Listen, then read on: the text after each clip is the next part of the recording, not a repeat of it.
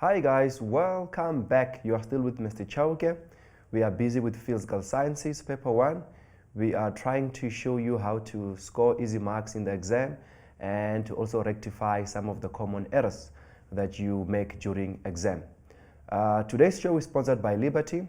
Liberty has been sponsoring South African education for over 30 years. Without Liberty, this show would not be possible. Grade 12s, you are also reminded to download the Tenfold Education app. As I've mentioned before, it is like having a teacher in your back pocket. You can follow us as well on YouTube. We are Mindset Learn. Let us get straight to it. We are now looking at question 5, which is work, energy, and power. Just a bit of an advice here. With work, energy, and power, if you are struggling, you should just go back to your grade 11 and look at Newton's second law. There is a relationship between Newton's second law and work, energy, and power. Let us check what we are required to know before we go into our exam. As I've said before, that Newton's second law and work, energy, and power, there's a relationship. I'm sure you can see here that we have a free body diagram that I've explained in Newton's second law or Newton's laws. So if you are able to draw a free body diagram, you will definitely understand work, energy, and power. We have something called the work energy theorem that you should be able to state for 2 marks in the exam. And then the formula for work energy theorem is work net equal to change in EK. You must also know the law of conservation of mechanical energy.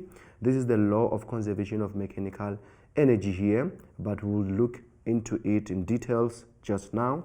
And you must be able to define what we call the conservative and the non-conservative forces. All right, let us try and summarize it for you here and remind you on what you need to know as well before you go into the exam. So we are looking at what here? We are looking at work, energy, and power. Work, energy, and power. Okay. So the first thing that you are going to be tasked here, obviously, is to draw a free body diagram. We won't dwell much on this one because we have discussed at length with regards to a free body diagram. Okay, but what you also need to know here is what we call energy principles. You need to be aware of what do we mean when we talk about energy principles.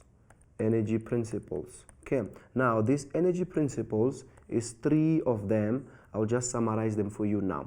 The first one is called work energy theorem. Work energy theorem. That is the first one, theorem. Okay, and the second one is what we call work done by the non-conservative forces. So we have work done by non-conservative forces. We call it WNC. And the last one is the law of conservation of mechanical energy. So we can speak about what here? The law of conservation of what? Of mechanical energy. The law of conservation of mechanical energy. Now what do you need to know with work energy theorem? The formula is always there on your formula sheet. So it's work net equal to change in what? Change in EK. WNC is the same as change in EK plus change in what? In EP. And then our formula here for the law of conservation of mechanical energy, we can say that sum of the what? Of the mechanical energy before. So we can say sum of what? Of EMEC or mechanical energy initial is the same as sum of what? Of mechanical what? Energy after. So we can say before and we can say after here. All right. Let us then look at work energy theorem. Work energy theorem, what you need to know when it comes to work energy theorem is that you must be able to define or state work energy theorem. You don't need to memorize this because it is given is W net equal to change in what? In EK. Then we can put this into words to say that the total net work done or the net work done, this is how you say it in the exam, the net work done where on an object is what? Is equals to, as you can see there's an equal sign here, we can say equals what? Equals to the change in what? In kinetic energy. In kinetic energy. In kinetic. Just fix that. We have kinetic energy here. In kinetic energy. So you can see that what we have done here, we have changed our formula into what? Into words. The total work done, this is W net, equals to the what? The change in kinetic energy. We can add here and say of the what? Of the object. Of the object. Okay. Now, this network here, or the work net done, sorry about that, we can say that how do you then calculate for work? We know that work is a scalar quantity, but it's the same as F multiplied by change in X, which is my displacement, and what? And cos theta. Don't forget this is the formula for what here? For work. All right. Let us then look at work done by non-conservative forces. So WNC equal to change in what? In EK plus change in what? In EP. Okay, what are these work done by non-conservative forces? I normally tell my kids here that we must use the FAT abbreviation. Sorry about that, we are going to use the FAT abbreviation. So what does FAT stand for? F is what? Is friction, A is applied force, and T is for tension. So we can take that down. We use FAT abbreviation there. What is our F again? It's our friction, and then we have our applied force, and then we also have our what here? Our tension. So I know that once I have friction and I have applied force and tension, all these three, they constitute to be what? To be the work done by the what? By the non-conservative what? Forces. All right. When do we then use the law of conservation of mechanical energy? The law of conservation, the law of conservation of, or the principle of mechanical energy. So we have mechanical energy. When do we then use this one? So in the absence of FAT, we know that our system is going to be conserved. But how do we then state the law of conservation of mechanical energy? You must say that in an isolated system, the total mechanical energy is conserved. So in an isolated system, if you remember very well, when we're busy with momentum, we said isolated is the same as what? As a closed system. In an isolated system, the total mechanical energy,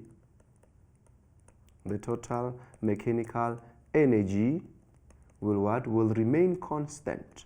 Will remain constant. Okay, so we have done this. We said sum of the mechanical energy before can be equal to sum of the what? Of the mechanical energy after. Sum of mechanical. Let's just fix that mechanical there. Sum of the mechanical.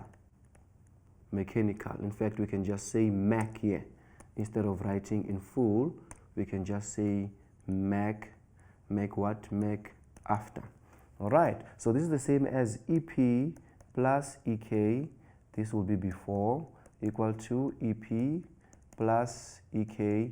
This can be after. You can expand this from grade 10. We know that EP is mgh plus what? Plus 1 over 2, that's EK, kinetic energy, V squared.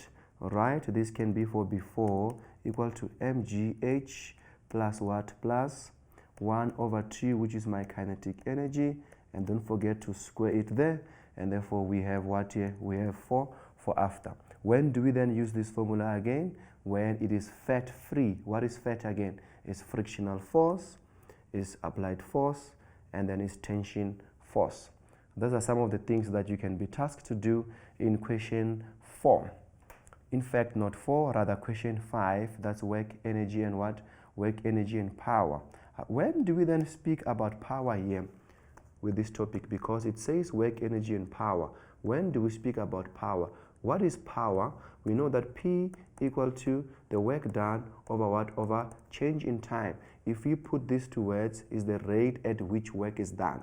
So we can say the rate at which work is what? Work is done. Okay, that's how you define power. You get 2 marks for that. But we also have another formula there that says P average equal to the force that is applied on the object times the velocity which is what? Which is average. You can also use this formula in order to get the what? The power. But what if you're not given the velocity? We know that velocity is displacement over what? Over change in time. So meaning that we can expand our formula to say P average equal to force times the change in x over what? Over change in time. We can have this formula as well in the exam. But you are not given this formula here. You are given this one. But with your knowledge from grade 10, you can expand your formula to be P average equal to F times change in x over change in time. That's my displacement, and that is my time there. I think that's what you need to know when it comes to work, energy, and power. Please revise your definitions. You must know your FAT, that is friction, applied force, and tension. You must know the total mechanical energy in a system. You must also understand power, which is the rate at which work is done. Without any waste of time, let's move to question 6. Question 6, that is what we call Doppler effect. Doppler effect, which is question 6. So we have our Doppler effect here, our Doppler effect. Okay. Now, question 6 on Doppler effect. What are some of the things that you need to know as a grade 12 learner? You must be able to define, you must be able to define Doppler effect. How do you then define it? You say is the what? Is the apparent change. It is the apparent change. Is the apparent difference or apparent change, okay, between the frequency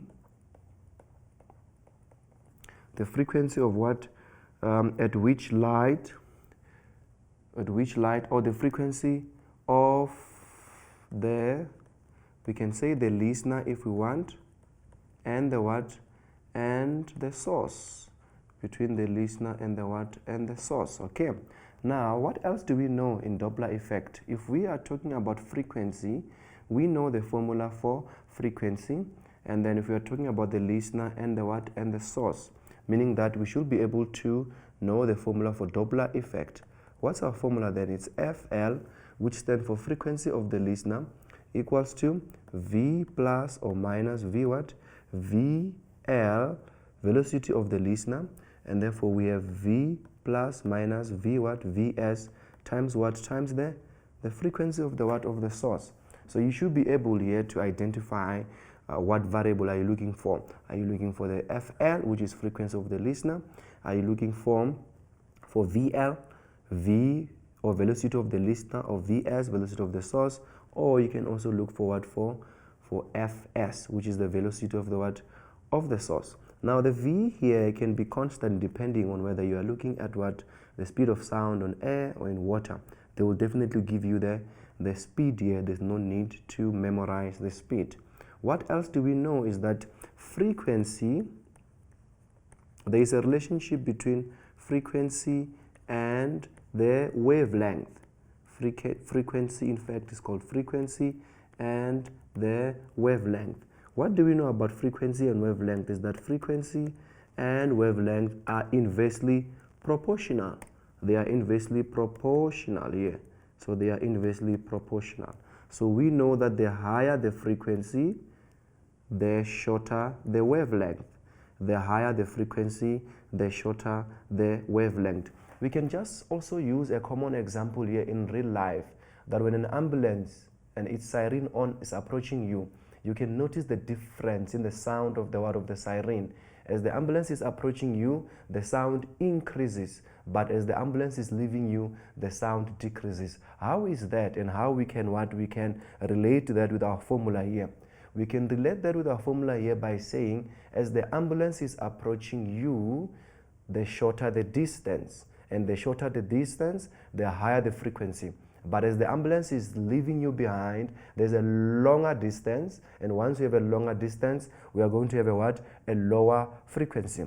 And therefore, what you also need to know in Doppler effect is the uses of Doppler effect. Uses of Doppler effect, they normally like to ask about the medical uses of Doppler effect. You must remember the word here. Let us say uses of Doppler effect. Uses of Doppler effect. Okay. Don't forget this in the exam. You get 2 marks for free as well here. Uses of Doppler effect. You must make mention of what? Of pregnancy test. So you can speak about pregnancy. They can use Doppler effect to find out the well-being of the baby. You can speak of the speed trap as well. The speed trap or speed radar. They can say trap or radar. You can use that as well. And then to also to check the heartbeat of the fetus. They can check the heartbeat of the what? Of the fetus. The heartbeat of the fetus. We can look at the heartbeat of the fetus. So these are some of the things that you need to know in Doppler effect. All right, without any waste of time, let's go to question 7. In question 7, we have a topic that we have done in grade 11. Question 7 is a topic we have done in grade 11. Let's just verify with our notes here to check on what we are required to know in question 7. Okay, let's go to question 7 now. Question 7, we are required to know Coulomb's law. So we must be able to state Coulomb's law. That's the formula for Coulomb's law. We should be able to also have an idea of what is an electric field at a point and the formula that is needed there on question 7. All right, so let's see how we can then try and summarize question 7. They will definitely ask you about Coulomb's law. They will definitely ask you about Coulomb's law. Now, what is our Coulomb's law? Now, in a formula, Coulomb's law is the same as F equal to K, which is constant. We have Q1, charge 1, and Q2 over what? Over R squared. What can one take from this formula? We can see that our force here is what? Is directly proportional to what?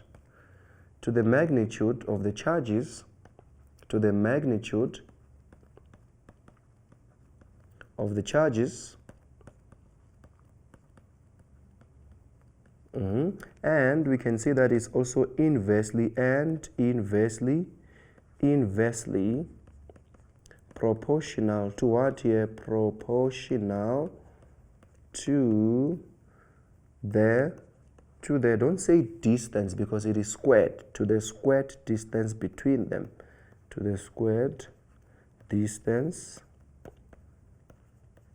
between them, to the squared distance between them. So if you say that in the exam, state this how you state what? You state Coulomb's law. So we can see that the force here is directly proportional to the what? To the magnitude of the what? Of the charges, but inversely proportional to what? To the distance between them. You must also try and revise as well. We look at grade 12's concept of what? Of charges. Of charges. We know that positive charge and a negative charge are going to do what? Are going to attract. So we have a what here? A force of what? Of attraction. A force of attraction. But we know that, so these are what we can say, these are unlike charges. We should be able to know that in the exam. These are what? These are unlike charges. Let me just remove that. So we can say these are what? These are unlike charges. So we can have what here? Unlike charges. Okay. I am saying changes now instead of charges. Let's fix that. So these are unlike charges. They attract. And we can have a positive charge and a what? And a negative charge. We know when they are like this. In fact, I'm repeating the same thing here. Let us have like charges now. Like charges. Let us look at like charges. So we have like charges. What will happen to like charges now? Like charges, positive and a what? And a positive charge. They are going to do what? They are going to to repel. So we must remember that as well. They are going to repel. And if two charges are made to touch, it means that I have a formula where I need to find Q nu, where I can say Q1 plus what plus Q2, so I can find the charge on each charge. So I can use Q1 and Q2 over what? Q1 plus Q2 over what? Over 2. Therefore, I can find my charge there. Right, I think that's what you need to know here. And calculations, if you state the formula, it must have the substitution so that you can get the 1 mark here. You still get 2 marks when it comes to the stating Coulomb what? Coulomb's law. So that's how you can get the marks as well in the exam. Don't forget to state Coulomb's law, as the force is directly proportional to the magnitude of the charges and inversely proportional to the squared distance between them. Right, let us look at question 8. Question 8, we have question 8 here. With question 8, what are we looking at here? We're looking at electricity or electrical circuits. And then what are we supposed to be focusing on when it comes to this question 8? Let's come this side and check here from our diagram on what we have. Now question 8 is Ohm's law. If you just state Ohm's law, you have 2 marks. What is Ohm's law? It's V equal to what? Equal to IR. And we must also know what we call the internal resistance. Internal resistance, right? Let's summarize it quickly so that it's easier for you to score these marks in the what? In the exam. Okay, so the first thing we should be able to know here is what we call Ohm's law. Ohm's law, which is the same as V equal to what? Equal to IR. We know that the current and the voltage are directly proportional at a constant what? Constant temperature. And then we can see that R equal to what? Equal to V over I. We can notice that the higher the resistance, what do we have here? The lower the what? The lower the current. That is our Ohm's law then. And then what else can we notice here in Ohm's law is that we need to be able to identify whether our circuit is what? Is parallel or what? Or is in a what? In a series what? Series circuit. Why is it significant for us to understand this? Because we know that in a parallel, the voltage is the same throughout. The voltage is the same throughout. But the current, it is not the same throughout. The current will then divide here. So I'm going to have I1 plus I2 plus what? Plus I3. That's what you can have in what? In parallel. And therefore the resistor here, for you to get the resistor, it's 1 over R parallel equal to 1 over R1 plus 1 over what? Over R2 plus 1 over what? Over R3. And then in series now, what you need to know is that the voltage will be divided. So it's V1 plus V2 plus V3, and then the current is the same throughout. So I1 equal to I2 equal to what? Equal to I3. Okay. And then the resistor here, it's R series equal to R1 plus R2 plus R3. If you understand this, I don't think you'll have any problem. And we need to know that EMF is the same as I resistance plus the internal resistance. And we know that our R here is the same. This is the external. This is the external, and this is the internal resistance. And this is our what here? This is our current, and we have our what here? Our EMF. So meaning that I can have R external, I can have R internal. Okay, and I can also have what here? The current. Now my R external, if I say V here, let's look at this. If I say V here, I wanted to change the color there, but it's fine. If I say V here, it will be V over what? Over I. But this is going to be V external. And then on R external, if I say V over I here, V will be what? Will be internal. We call it the lost voltage over what? Over I.